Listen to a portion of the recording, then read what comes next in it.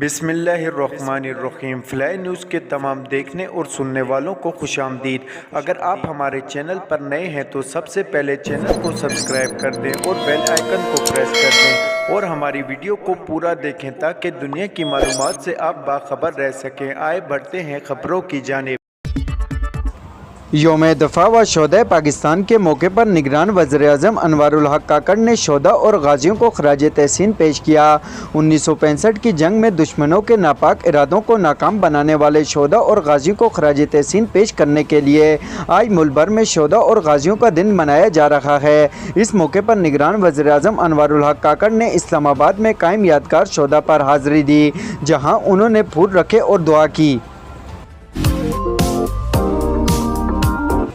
پاک فوج کے سربراہ جنرل عاصم منیر کا کہنا ہے کہ بعض عناصر نے عوام اور فوج کے مقدم رشتے پر وار کرنے کی مذموم کوشش کی، جسے تحمل اور سمجھداری سے ناکام بنایا۔ میجر طفیل محمد شین نشان حیدر مزار پر یوم دفاع کی مناسبت سے تقریب کا انعقاد کیا گیا، جس میں صدر پاکستان عارف الوی اور army chief general Asim Munir کی جانب سے مزار پر پھول رکھے گئے اور فاتحہ خوانی کی گئی۔ Army chief general Asim Munir نے یوم دفاع کے موقع پر اپنے بیان میں کہا کہ یوم دفاع و شہداء ہماری قومی و عسکری تاریخ کا ایک اہم سنگ میل ہے۔ یہ دن ہمیں اپنی مسلح افواج کی لازوال قربانیوں کی یاد دلاتا ہے۔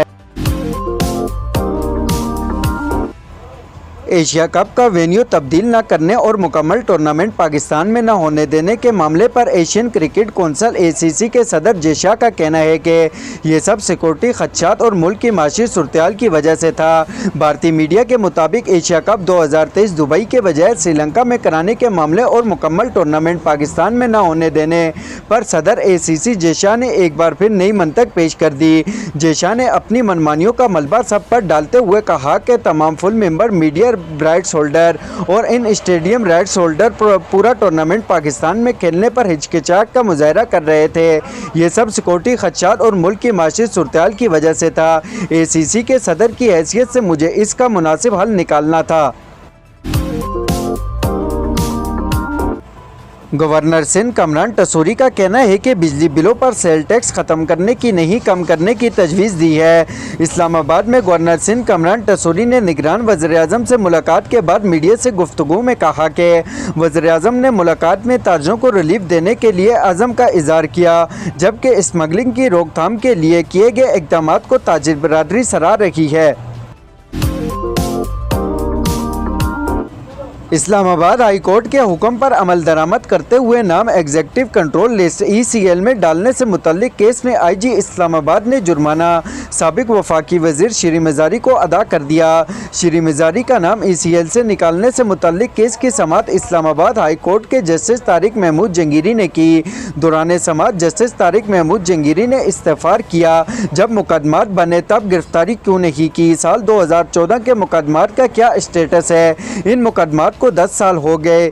پاسپورٹ کنٹرول لسٹ میں نام ڈالنے کے لیے کیا وفاقی حکومت سے اجازت لی گئی؟ پاسپورٹ کنٹرول لسٹ میں نام ڈالنے کا اختیار وفاقی حکومت کا ہے۔ سعودی عرب نے تیل کی پیداوار میں 10 لاکھ بیرل یومیہ کٹوتی میں مزید 3 ماہ کی توسیع کا اعلان کر دیا۔